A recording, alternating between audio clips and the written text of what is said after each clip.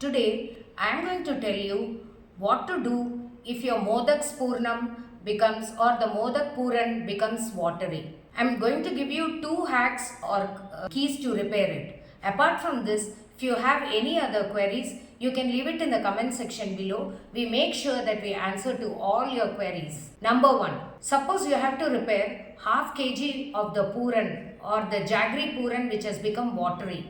Then for this, you have to take about 150 grams of poha, soak it well in water and then nicely squeeze it out and keep it separately without become very soggy. Now take a pan or use the same pan in which you have prepared the puran, jaggery puran. Now place it in the gas stove, add this poha which is squeezed and kept, mix it well thoroughly by heating it in slow fire in the gas stove. What happens is the extra poha which you are adding to the jaggery puran will pull out all the extra water which is there in the puran and it gets adjusted. And now you can check the consistency of this by just rolling it into balls. Off the gas stove and cool the puran. And now start making balls and proceed with your process of making the modaks. Number 2.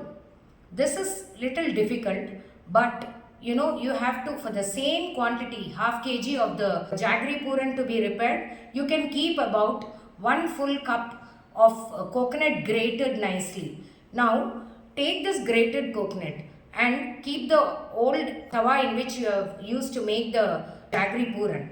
It is okay if you can use the same kadai also. Add this coconut which is scraped into the jaggery puran and start mixing it thoroughly. Now add the other flavoring agents if required.